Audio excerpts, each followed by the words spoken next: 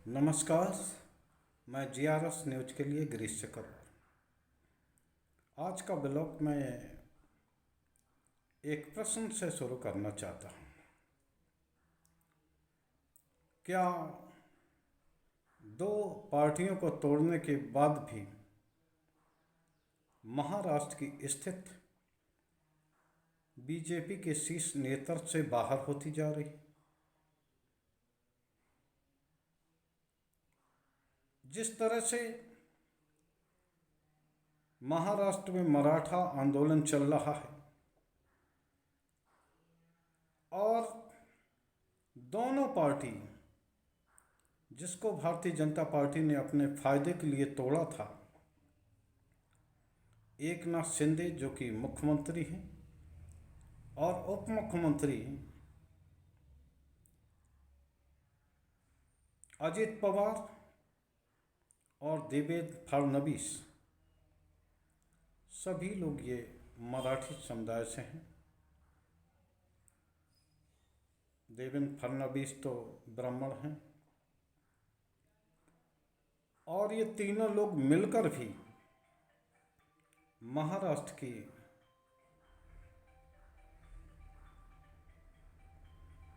स्थिति को सुधार नहीं पा रहे। आखिर क्या कारण है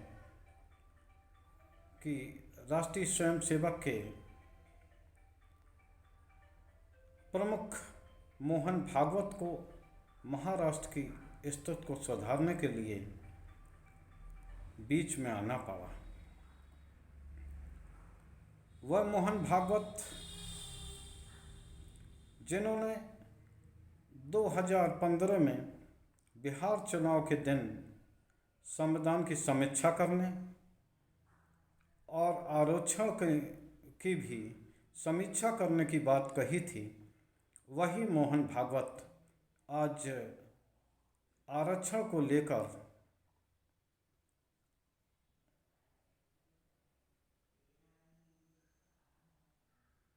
आरक्षण के पक्ष में दिखाई दिए, जो ये चाहते कि आरक्षण को ख़त्म कर देना चाहिए।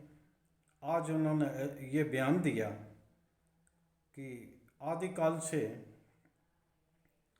लोगों के साथ सामाजिक दुर्व्यवहार होता रहा और ये आरक्षण तब तक जारी रहना चाहिए जब तक कि स्थितियां पूरी तरह काबू में नहीं आ जाती। तो ऐसा महसूस हो रहा है कि मराठा सत्तासीन पदाधिकारियों के बावजूद भी भारतीय जनता पार्टी के हाथ से स्थितियां निरंतर बिगड़ती जा रही। आखिर क्या कारण है जो संघ प्रमुख को सरकार के पक्ष में आना पड़ा? अब संघ प्रमुख को भी हालांकि पहले से ये अपने कार्यकर्ताओं के जरिए ऐसी सूचनाएं मिल रही थी, बीच में बयान भी उन्होंने दिया था कि केवल मोदी के सहारे भाजपा की नैया नहीं निकाली जा सकती, पार नहीं की जा सकती। निश्चित तौर पर जिस तरह से भारतीय जनता पार्टी राज दर हारती जा रही है और हाल में ही 4 राज्यों में विधानसभा का आम चुनाव है, उनमें भी पार्टी की स्थिति कुछ अच्छी नहीं बताई जाती। यहाँ तक कि भारतीय जनता पार्टी के गुट भी आपस में टकरा रहे हैं और निरंतर दल बदल का सिलसिला जारी है। तो संघ को ये महसूस हुआ कि अगर उसने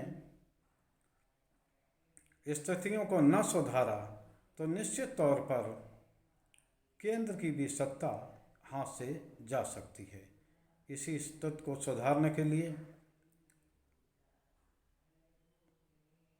राष्ट्रीय स्वयंसेवक संघ, जिन्हें कि उनके प्रचारक प्रधानमंत्री ने कभी भाव नहीं दिया, कभी भी उनसे सलाह नहीं ली, केवल अपनी मन की बात कहते रहे, आज जैसे ही मोहन भागवत जी ने बयान दिया कि इंडिया की जगह भारत होना चाहिए, 1 मिनट नहीं लगा कि सरकार उसी दशा में आगे बढ़ गई। माननीय राष्ट्रपति तो और भी आगे निकली, जिन्होंने G20 के निमंत्रण पत्र में बाकायदा राष्ट्रपति ऑफ भारत नाम से निमंत्रण पत्र बांटे। तो अब संघ को भी ये महसूस हो रहा है कि स्थितियां ठीक नहीं हैं, लिहाजा उन्होंने राजस्थान में वसुंधरा राजे और मध्य प्रदेश में भी वरिष्ठ नेताओं को एक साथ बिठाकर ये संदेश दिया है कि अगर सरकार जाती है तो निश्चित तौर पर बुरी स्थितियों का सामना करना पड़ेगा। अब देखना यह है कि संघ की इस पहल का क्या प्रभाव पड़ता है, लेकिन जिस तरह के संकेत इन राज्यों से मिल रहे हैं उनसे ऐसा महसूस हो रहा है। राजस्थान में तो ऐसी स्थिति कुछ दिन पहले दिखाई दे रही थी कि भारतीय जनता पार्टी लड़ती हुई दिख रही थी। छत्तीसगढ़ और मध्य प्रदेश में ऐसा महसूस हो रहा है कि कांग्रेस रिपीट होगी और फिर से भारी बहुमत से सरकार बनाएगी। तेलंगाना में भी भारतीय जनता पार्टी को खास कुछ नहीं मिल रहा है, क्योंकि उन्होंने जो योजना के अनुसार वहाँ के मुख्यमंत्री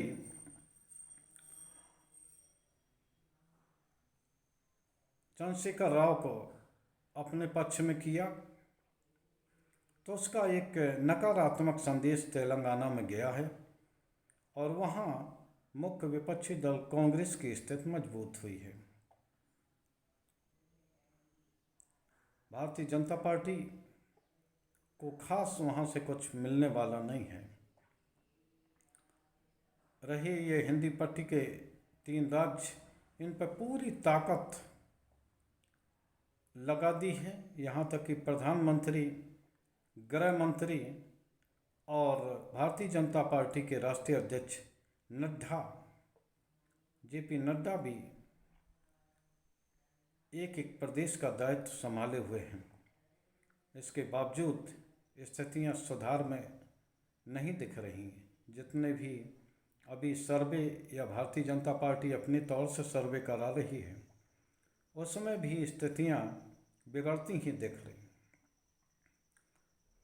रोज आप देखिए भारतीय जनता पार्टी इतने भ्रम की स्थिति में है कि रोज मुद्दे बदल रही है।